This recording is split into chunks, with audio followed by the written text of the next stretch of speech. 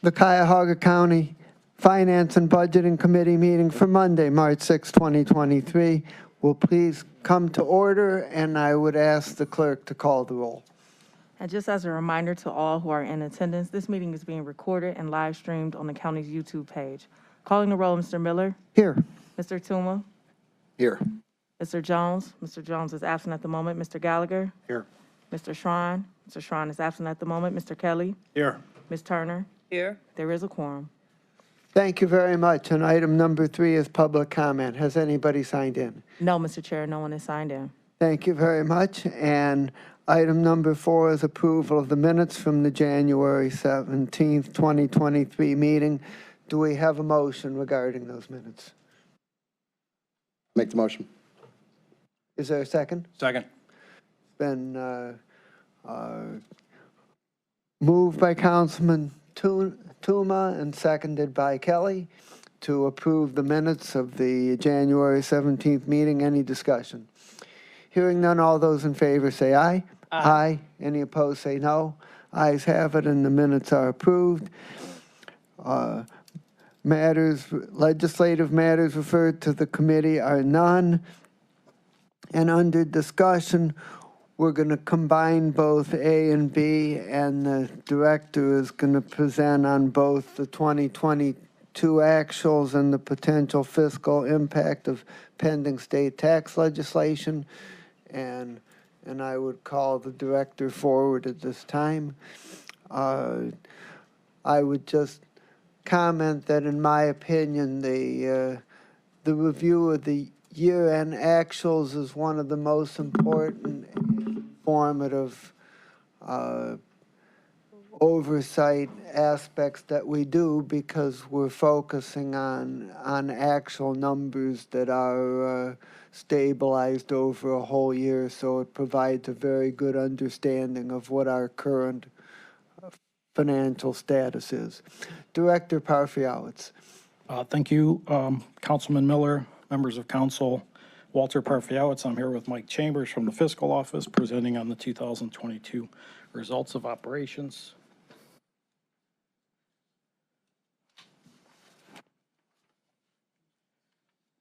Here, before I get to the highlights, let me just say a couple things. Overall, general fund ended in a strong position. Revenue was higher, expenditures were lower. We exceeded our cash reserve requirement both with and without ARPA.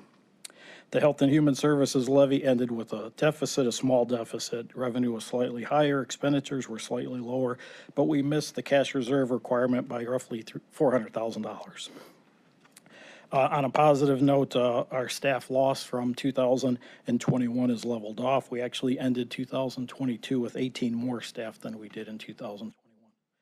I have a slide that will outline the larger areas later in the presentation. So I'll start with some highlights. We did accomplish a lot this year. We sold bonds for progressive field improvements. We sold bonds for renovations of the convention center.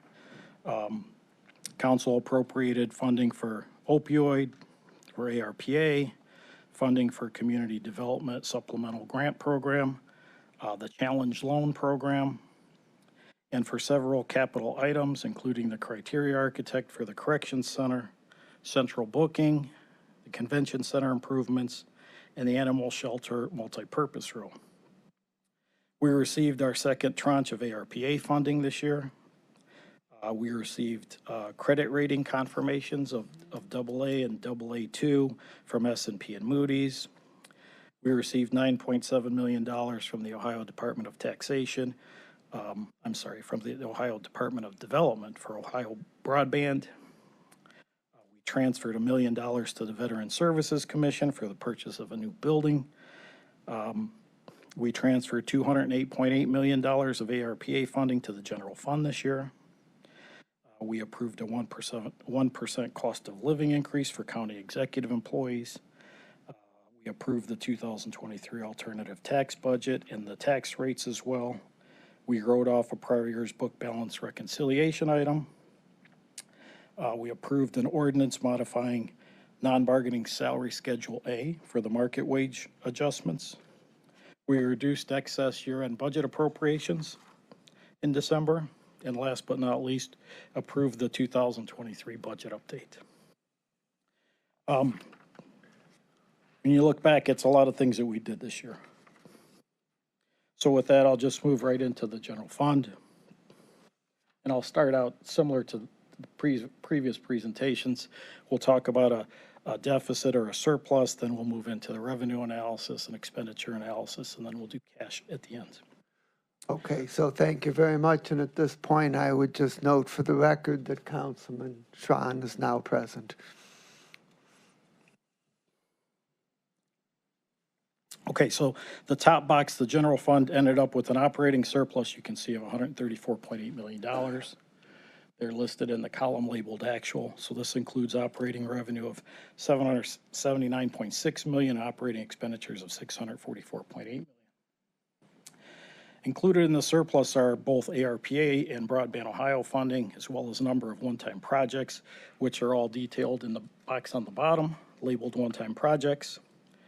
If we take ARPA, Broadband Ohio, and the one-time projects out, the general fund still ended with an operating surplus of just approximately $2 million. You see that at the far right in the top box. You'll see the red numbers correspond in the middle and a recalculation done at the end. So, Director, Yes. one question on this item. The capital items listed as one-time projects, Yes.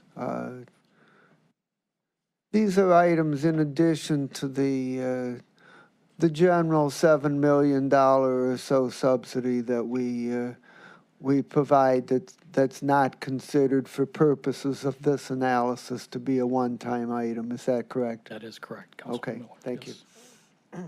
As you know, we budget roughly $6.8 million for capital. Correct.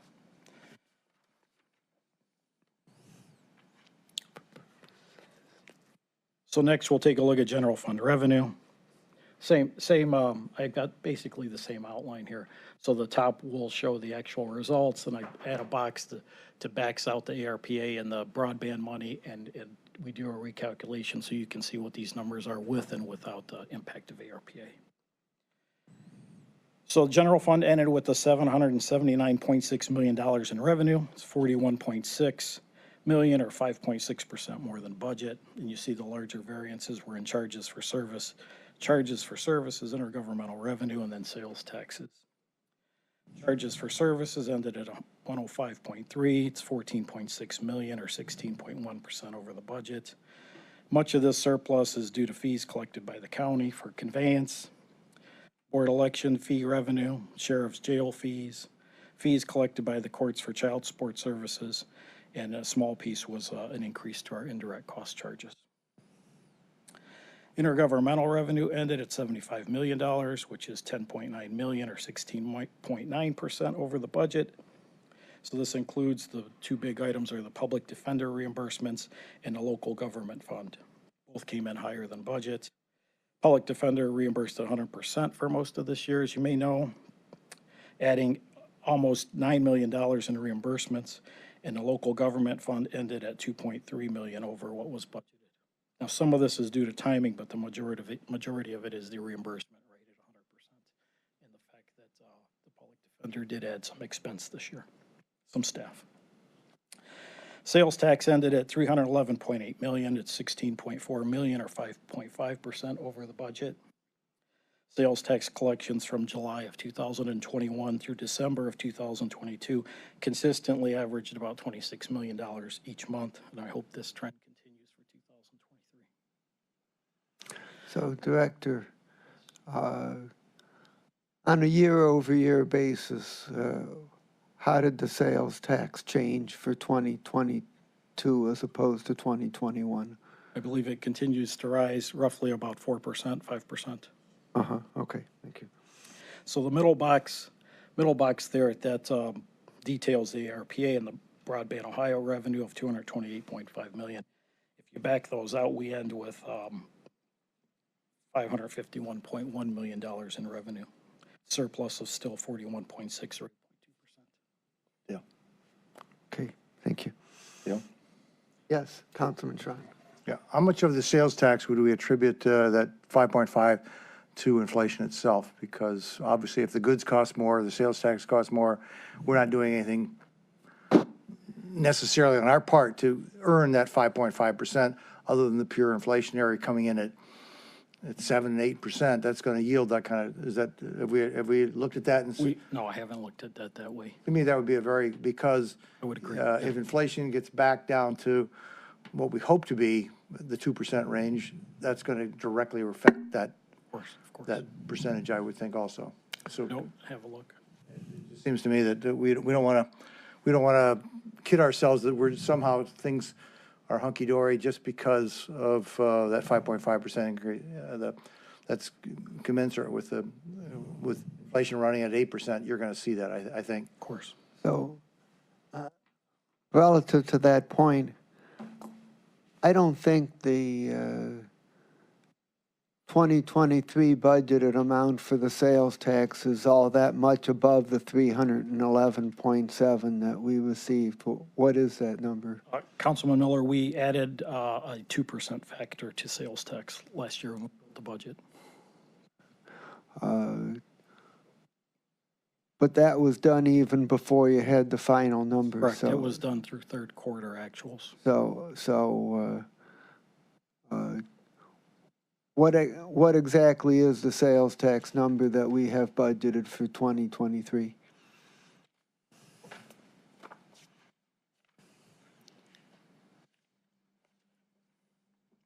Sales tax budgeted to the general fund in 2023 is $312.6 million.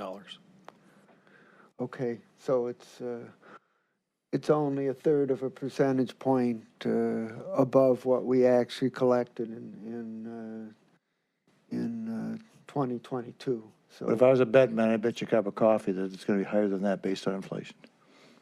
I bet we pick up more. that would be a very It'd be a nice thing to have happen, but by the same token, that would be a very good bet as long as we don't hit that air pocket that the federal director was talking about today. But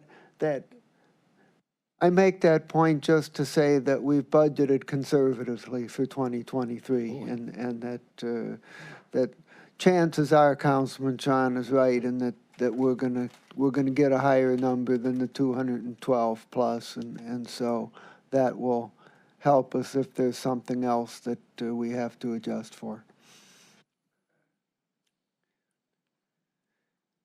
Seeing nothing else, please continue. Okay, so next we'll take a look at general fund expenditures. So this slide summarizes general fund expenditures by budget line. The top box, expenditures ended at 644.8. 212 million or 24.8% under budget. Personal services ended at 306.4, which is 10.7 million or 3.4% under budget.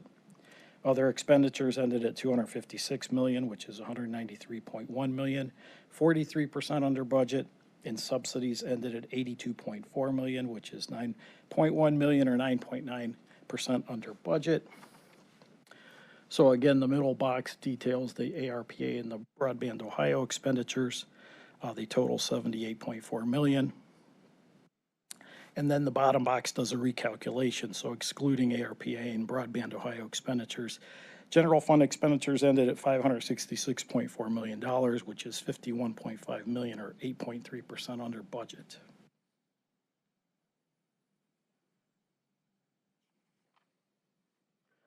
So my next slide actually goes into the departments that significantly underspent their budgets.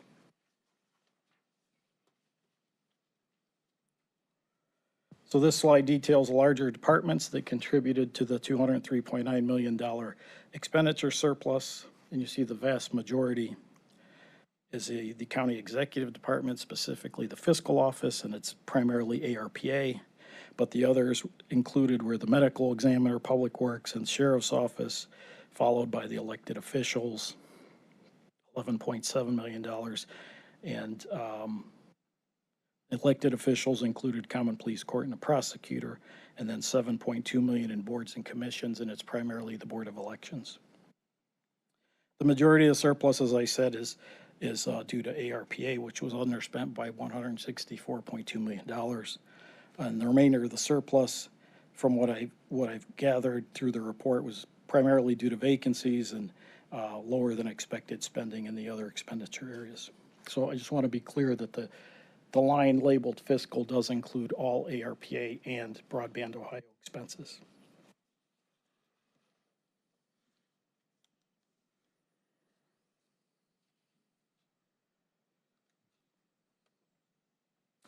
So here we're going to go over subsidies. As you saw, we ended at 82.4 on a previous slide, so we had a $9 million or 9.9% under budget. So this slide details the three items that contributed to the surplus.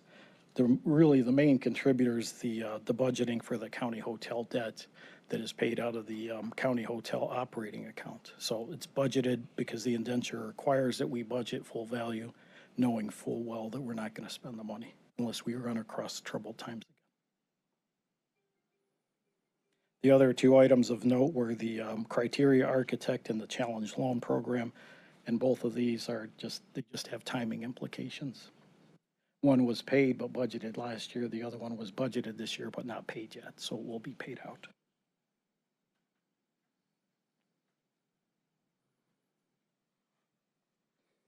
We also had two cash reserves on our general fund, $8.1 million budgeted, and we didn't use any of them. And primarily for the furniture, fixture, and equipment at the Hilton Hotel, followed by the Flats East Bank guarantee, $7 million and $1 million respectively. Again, we didn't spend any of it.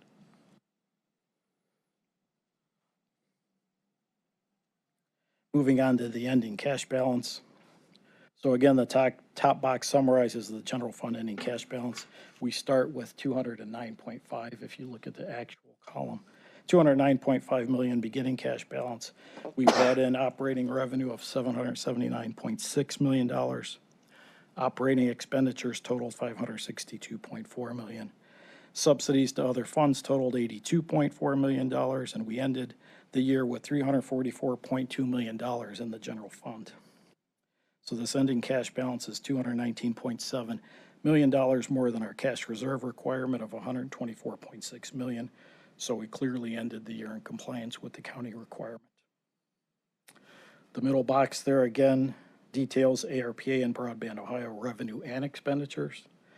You remove those from the equation, the bottom box. So excluding ARPA and Broadband Ohio revenue and expenditures, the general fund ended at $194.2 million, which is still $69.6 million over the cash reserve requirement. Questions on the general fund? Any questions by my colleagues? Councilman Schron. So just looking at the slide, it doesn't appear as though you see a problem with using our cash reserves the way that our policy is put in place.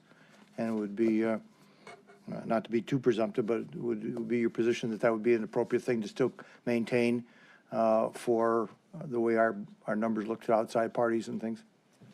Thank you. Anything else?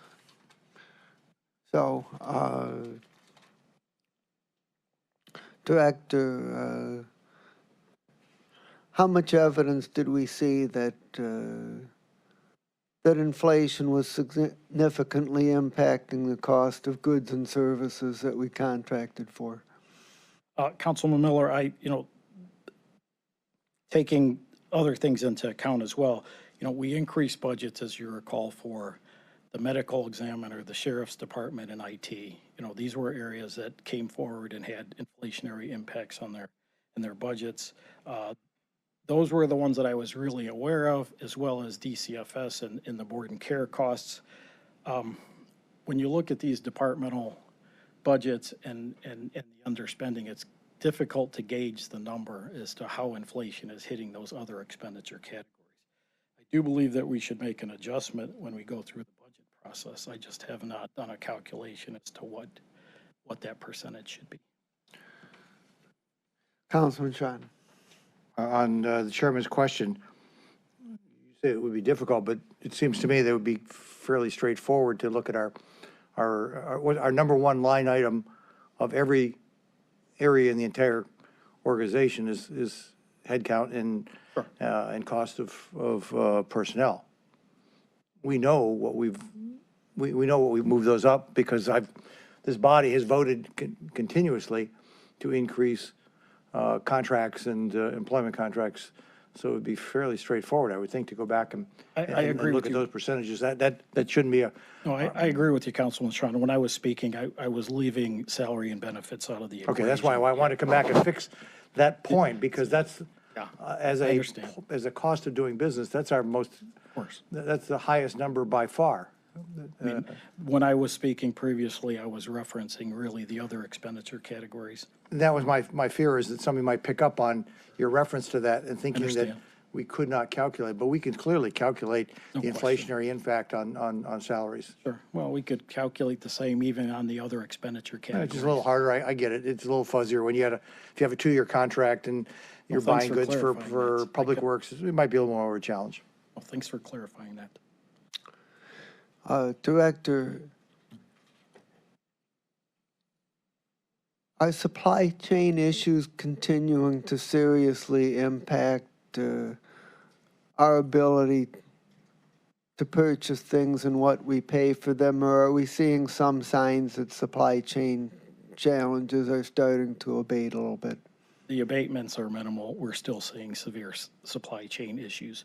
You know, I see it in the sheriff's department with the vehicle purchases. You know, Mike Chambers and I just discussed this, items at Board of Control, constantly mentioning supply chain issues in the purchases and in what's being spent each year and how the costs are rising because of it. So I believe they're still here. I think they're going to be here for a while.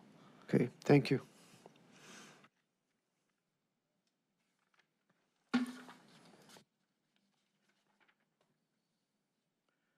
Shall I move on to the Health and Yes, Human please. Services? Okay, so we're going to go through basically the same presentation just for Health and Human Services at this point. So for 2022, the Health and Human Services levy fund ended with an operating deficit of $5.2 million. So it includes operating revenue of $279.2 million, operating expenditures and subsidies totaling $284.4 million. Let's get into some of this now. So this is HHS levy revenue. The levy ended at $279.2 million in revenue, $2.5 million or just almost 1% over the budget. Intergovernmental revenue ended at 16.1, which is fairly flat, and property taxes ended at $263.1 million, which is roughly $3 million or 1.2% over the budget of $260.1 million.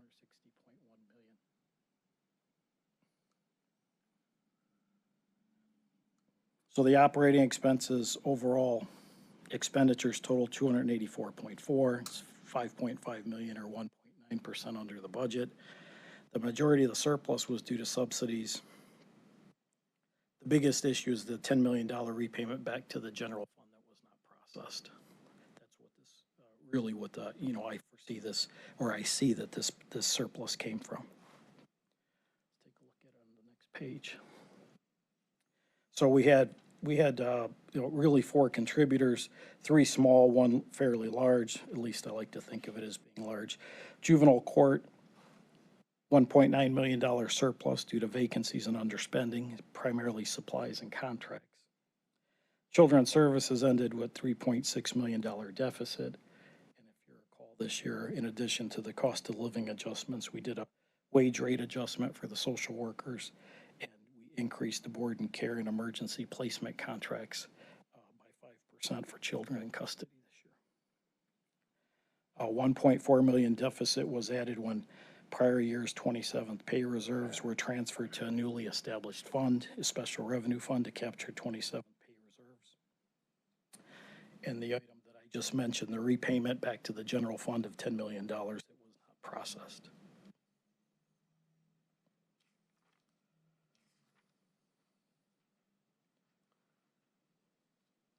So for the ending cash balance, again, following the actuals column there, so we started the year with $31.7 million. Revenue totaled $279.2 million. Other expenditures and subsidies totaled $284.4 million. So we ended the year at $26.4 million. The cash balance is $396,964, just under $400,000 less than the cash reserve requirement of $26.8 million. So we did not end the year in compliance with our county code requirement.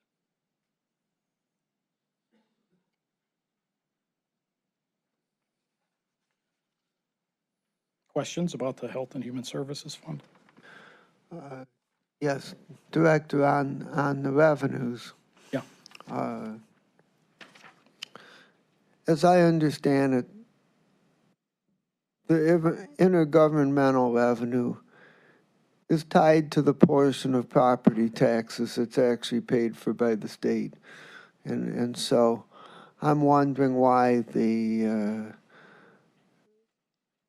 property tax revenue went up by 3 million, or a little over 1 percentage point, but the intergovernmental was flat.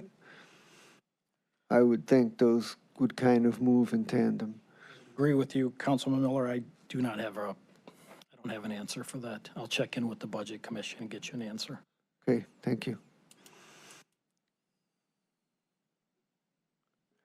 And do we have a projection for 2023 on where the HHS levy fund is going to end up? Yes, I have one.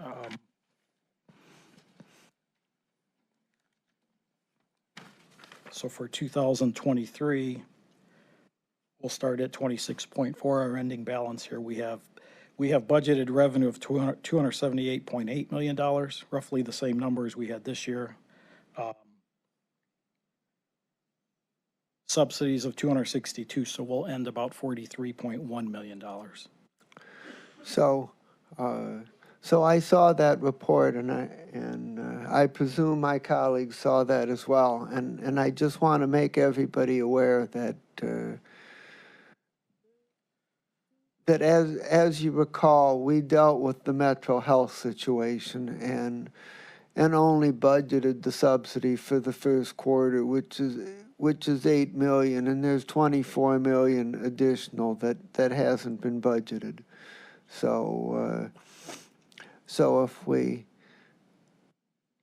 if we presume that we are going to provide that subsidy, well, then it would bring the year-end levy balance down to about 20 million, which is about almost 7 million less than what we currently have. Is that an accurate assessment? An accurate assessment. So that's a matter of some concern, both in terms of the number, which is well under the reserve target, and also the fact that it's projected to move almost $7 million this year. So I just share that with my colleagues to make everybody aware of that. Any other questions? Yes, Ms. Turner. So in the areas, agencies, or departments where you have a surplus, is there any thinking around, well, what's going to happen to that surplus first and foremost? But is there any thinking about increasing salaries for those workers that are doing, have a heavier workload, or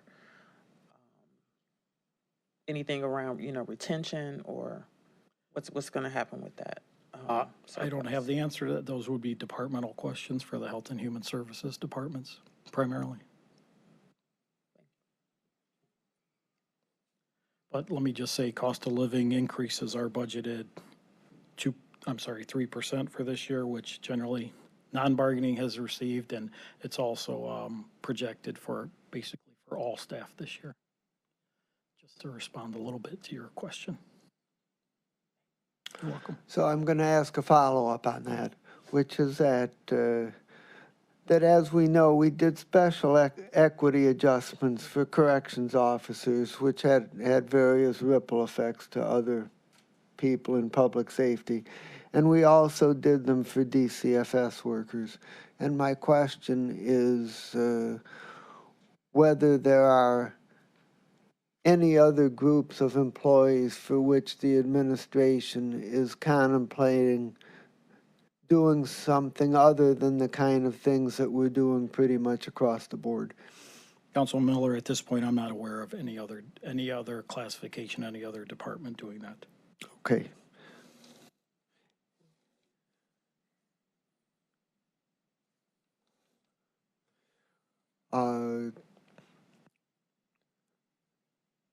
Seeing nothing else, please continue.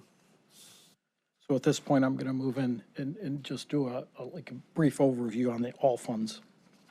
When I say all funds, it's all of everything we have is general fund, it's the levy, it's all the special revenue funds, it's our internal service funds, enterprise, you name it, it's all wrapped up here in these numbers. So let me just get right back to it. So let's start out with our slide on revenue.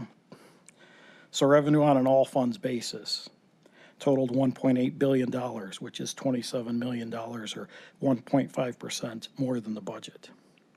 Major contributors you'll see there in the box on the left. So we just talked about 41.6 in the general fund and 2.5 million to the Health and Human Services levy. But in addition to that, development received $7.6 million in emergency COVID award solution grants that were not budgeted, so it's a positive surplus there. And then our human resources area had a $22 million deficit in health insurance. The reason for that deficit, you'll see that when I show the next slide as well, you'll see something very similar for human resources. They also have a surplus in expenditures. The two sort of wash each other out. It's basically the calculation that was prepared by Oswald for our health insurance that they based all of their projections based on our historical FT level, which was much higher several years ago. And that projection has carried on into this year. This year, our numbers are much lower, so both our revenue is lower and you're going to see our expenses lower. So it appears that we have a deficit in revenue and we'll see a surplus in expenses when I get down to that slide. Hopefully I have explained that well. But basically what it works out to be is that the budget for health insurance was overstated, both on revenue and expenses. They net to zero. So, Director, that means that that our employees were healthier than expected in 2022, and that we had fewer high claim. Oh, not necessarily, Councilman Miller. It basically means that we have less staff than what we had budgeted for I health see. insurance. Okay.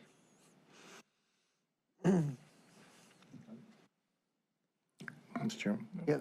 I assume that directly affected also from the pandemic, not having probably 8 to 10% workforce with that. Oh, yeah, absolutely. That's directly. Absolutely. So it's not something we're doing other than the results of the pandemic caused these numbers to be more attractive, at least in that respect. Yes, Councilman Miller, if you remember, I'm sorry, Councilman Schron, if you remember last year when I did the presentation, we got to the FTE slide that we lost about 500 staff. So these projections were in place before that even happened. So that 500 staff loss is reflective here. Because you folks are the budget and the finance side of the aisle, and I know that my colleague sitting 2 chairs over from me has long advocated for a buyout of staff, and you are already down that headcount that he has advocated for many years. This would just seem to be a good time to put that in place and just leave it in place possibly and find where you need to put in staff for skills. Obviously, you need to do that. But it also would be a time, seems to me, that you could be factoring in at least the cost of what Mr. Gallagher has long advocated for. And I saw your colleague back there shaking his head as I was saying that. So I hope that he would actually look at it from a financial standpoint also and look at it from that standpoint too. I believe our previous chief of staff and our current chief of staff are scrutinizing all personnel requests at this point as to who we're going to bring back and who we're not. Well, and I hope that it's looked at not just from a one-off, but is it, can we do business? I mean, you look around, all the rest of the world is doing it. We certainly ought to be looking at it here in county government. When you look at the headcount changes across the entire country, that people are, it's being reflective of that. Thank you.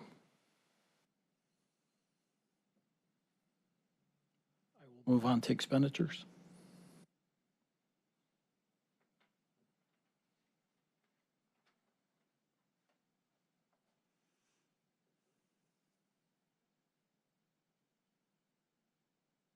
I guess I won't.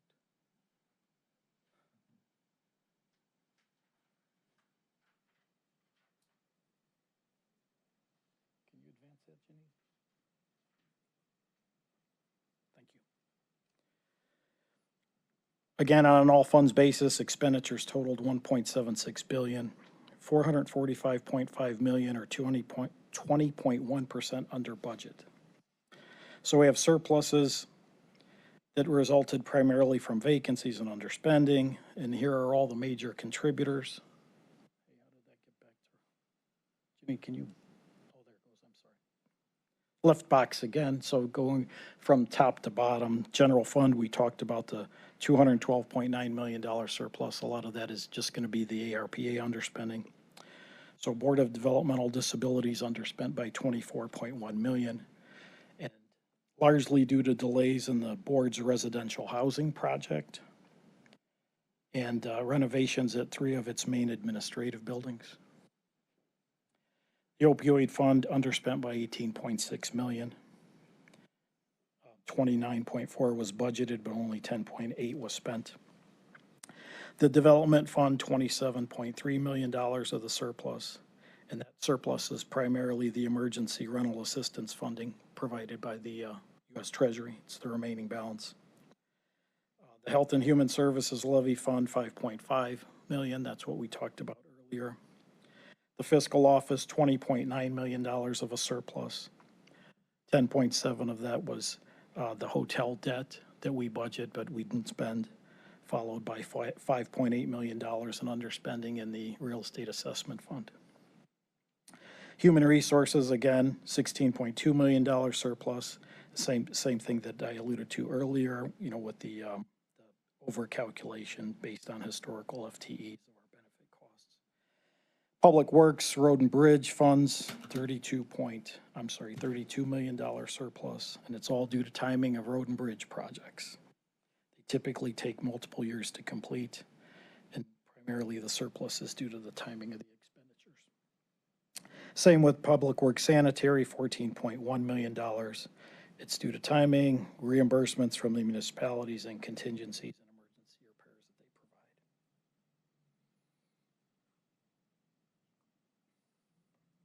they provide. So on an all funds ending cash balance, the numbers are large. So we have started the year with roughly 1.1 billion, revenue totaled 1.8, other expenditures at 1.8, and we ended with the same, almost the same number, $1.1 million. I'm sorry, $1.1 billion. I get so accustomed to talking to millions, and when you look at it on an all funds basis, you get into the billions. Questions about the all funds before I go to staffing? Yes, Councilman Schron. Yeah, question on the all funds, on the opiate fund, the 18.6 surplus, does that include the $5 million that the county executive had set aside potentially to go into the opiate solution fund, innovation fund? I believe it would. Okay, so This is all inclusive. So that would include, there's $5 million that's been set aside, but he'd also originally had targeted $10 million.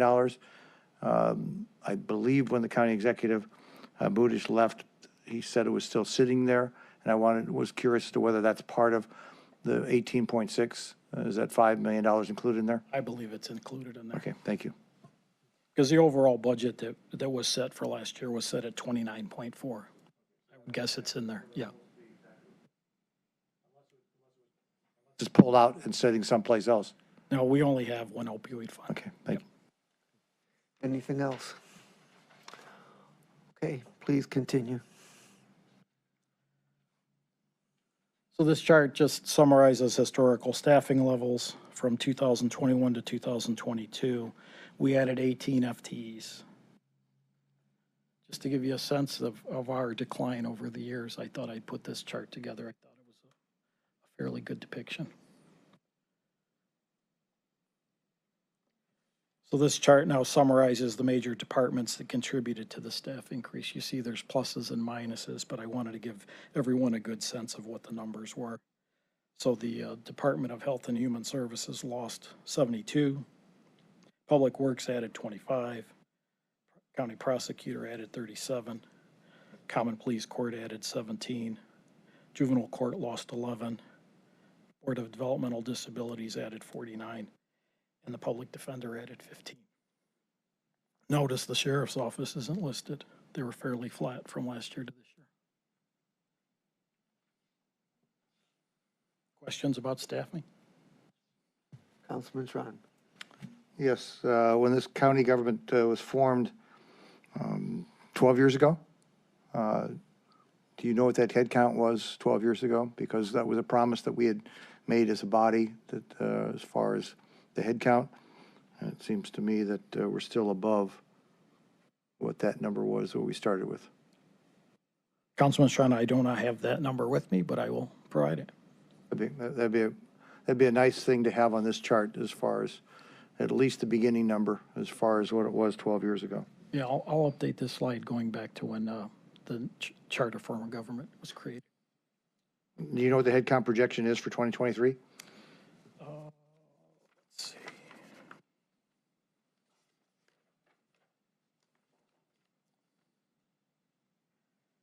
$7,187. So we're back on up. We're up 7,100, so you're projecting 400 more, so you're projecting an 8% increase in headcount. That doesn't even include the salary amount. This is the number that the salary translated to, that we did back in 2021. Okay, so we're back to the 2020 numbers almost. We're at least budgeted for that.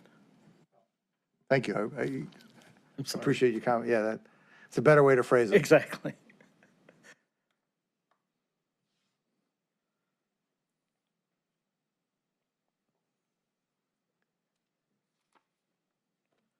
So at this point, Councilman Miller, I'd like to go over the 2022 excess appropriation reductions, Okay, thank you. if that's acceptable. So I just put together one chart quickly to go over what we did. So basically, we do this. So before you start this, Yes. I'd just like to provide a little context, which is that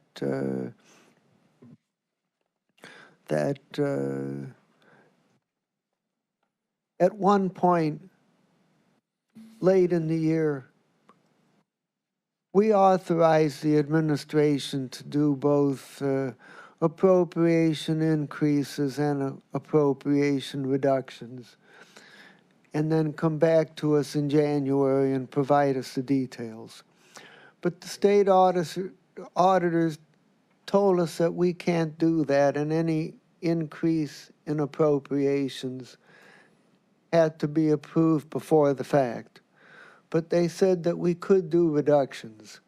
And so we passed a fiscal agenda item at the last council meeting in December, which authorized the administration to eliminate excess appropriations where money had been appropriated but turned out not to be needed. And so by doing that, we avoid situations where we have appropriations in excess of available resources. So the director is now going to give us a summary of the appropriation reductions that were made at the end of 2022 pursuant to this resolution. Thank you, Councilman Miller. That's exactly the reason why we do it. It's a compliance issue. As the year went on, our appropriations start to exceed our revenues, in aggregate. So this basically puts us back in check. So the numbers in the top box here are the numbers from the all funds slide. So operating expenditures of 2.2 billion exceed our operating revenues of 1.8 billion, if you recall from a couple slides back. So the middle box reflects the excess operating expenditure reductions that we processed this year. So we reduced appropriations by 521, just a little bit more than $521 million. And then you'll see in the bottom box, after reductions, that's where we ended up. So it reflects the same operating revenue and reduced operating expenses down to roughly $1.7 billion, and puts us back into compliance. Once we reduced those appropriations, we resubmitted a new estimated certificate of resources to the Budget Commission. They certified that, and we'll use that for our audit for this year. Am I correct that a large percentage of the general fund reductions are unspent ARPA money? You are correct. Questions? Okay, thank you. Councilman Miller, at this point, I'd like to talk about Ohio House Bill 1. So, before you do, I'd like to provide a little bit of context on this, which is that that in January, a bill was introduced into the Ohio House that has that would have a significant impact on both the income tax rate and also the way property taxes are collected, and also on reimbursements that are made to local governments relative to property taxes. And and I would just comment on the significance of this being House Bill number 1. Typically, the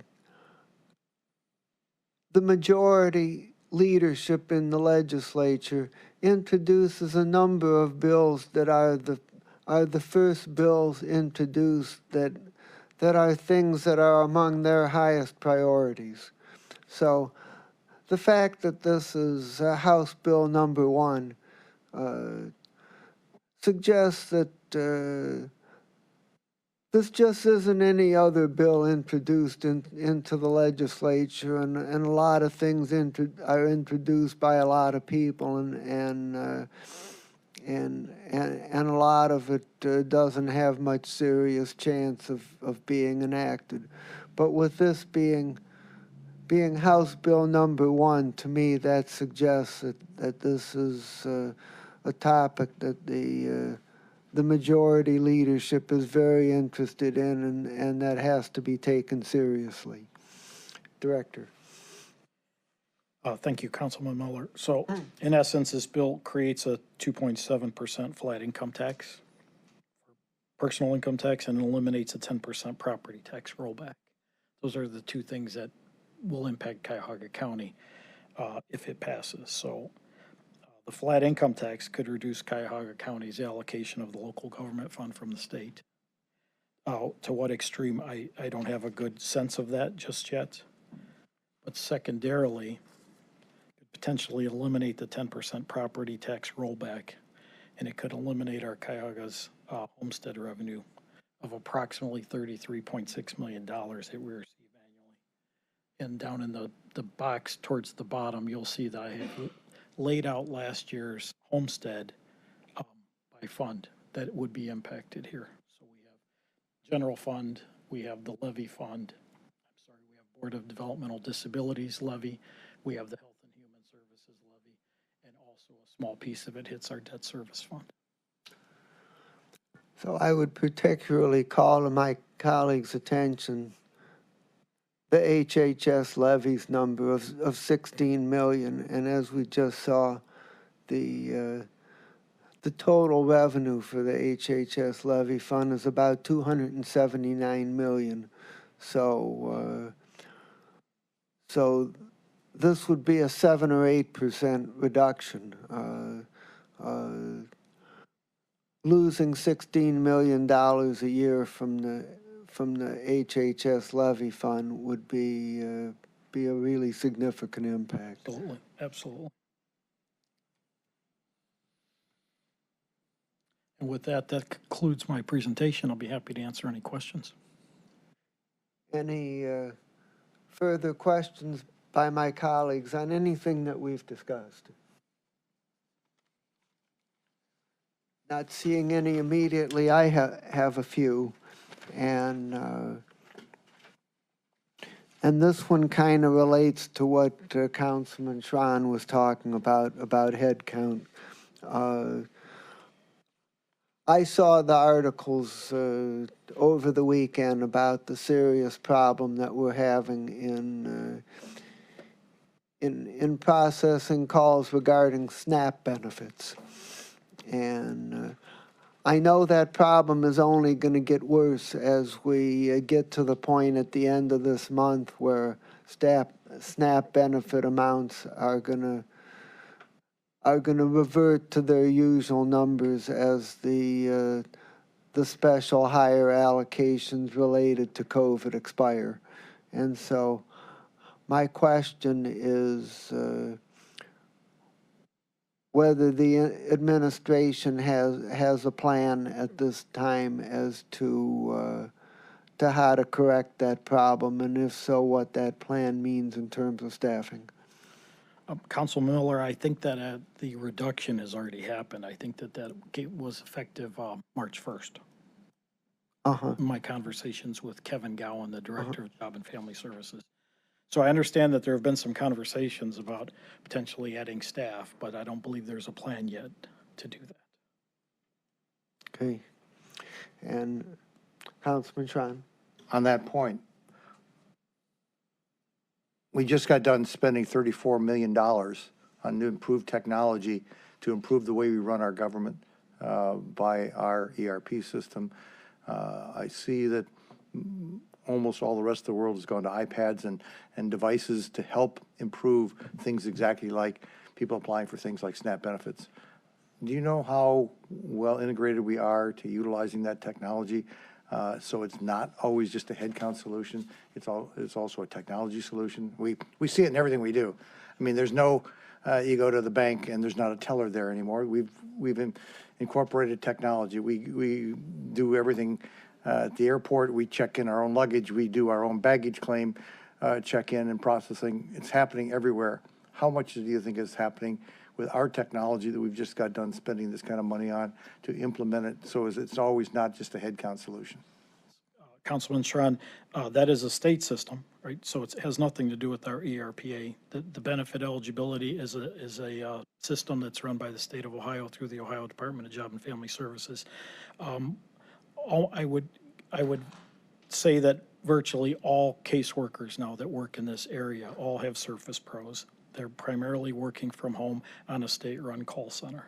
So the clientele are able to submit all their documentation electronically. So I think it's pretty integrated. It's just, that this issue, I worked there for many years. This issue is purely a volume issue. There's people that are calling that are potentially going to lose their benefits, or they're going to have a reduction in their benefits, and they're calling about not just SNAP, but they're also calling about Medicaid and the TANF programs, the cash assistance programs, and child care all at the same time. I think it's worthwhile to have potentially a presentation by Kevin Gowan from Job and Family Services or David Merriman to come over and go over some of this with you. But I believe that it is a pretty integrated system and I believe it works pretty well. It's just a matter of volume at this point. You say there's nothing that can be done to improve the way we process it. I would I'm shocked, but always, I'll I would accept always your- say that there's room for improvement. Thank you. So, Director, outside of the health and human service areas, are there any other areas that you're aware of where we're receiving high volumes of calls that we're not able to effectively process? Council Miller, I would say no at this point. I'm not aware of any. Mike, do you have anything that you'd add? The only thing we have, Mike Chambers, fiscal officer, is, with our annual collection, we have high volume. So one good thing about being the fiscal officer is I can take appraisers, I can take my board of revision, I can allocate them to the phones. But we've done a great job, and we have a callback. I think we had almost 1,000 calls, and we had them all called back within a day or two. So that's the only other area that I can think of high volume calls. The Board of Revision, as you know, on an annual basis, gets a lot of complaints, but they've seen a huge drop in the number of submissions. So outside of this particular issue and my annual tax bill, I'm not aware of anything else. Okay, thank you. And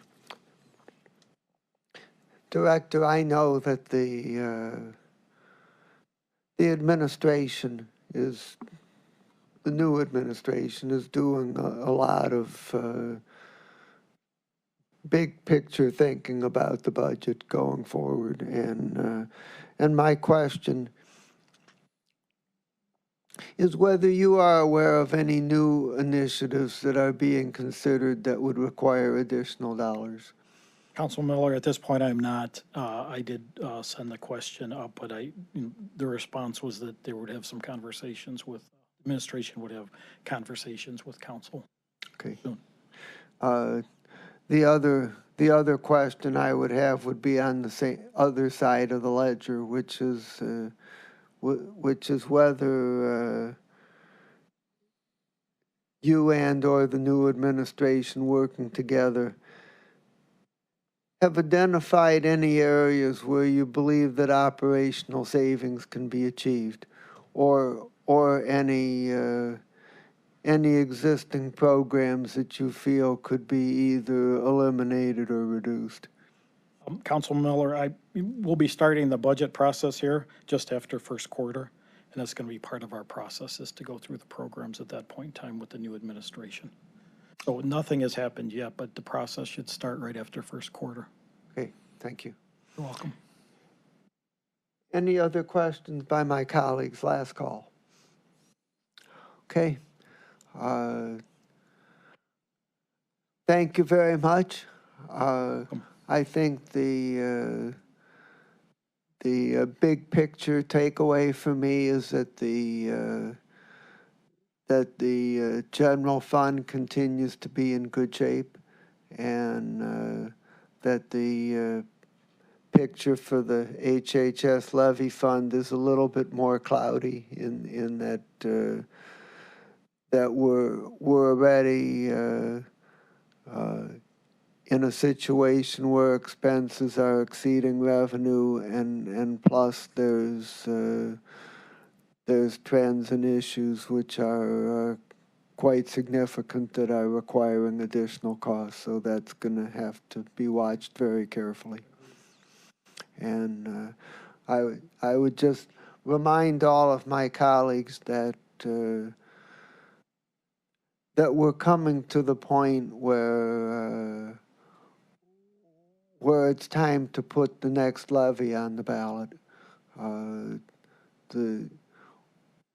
We now have a cycle where we have 2 levies each for 8 years, which we submit to the voters on a cycle that's 4 years apart, and that the time that's usually recommended to put that on the ballot is the primary election in the presidential election year.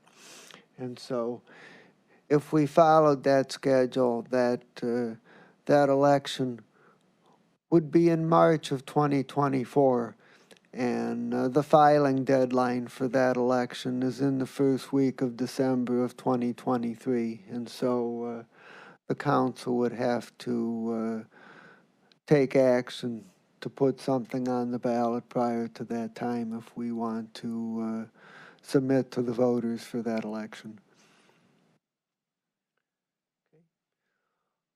Okay, thank you very much, Director. I Thank you, appreciate Councilman the Miller, for the report. I opportunity. appreciate your submitting it to us in advance last week so that we could prepare questions, and for responding to our questions. I greatly appreciate the cooperation. Okay. Is there any miscellaneous business? Hearing none and with nothing else holding our attention, the Finance and Budgeting Committee is adjourned. Thanks.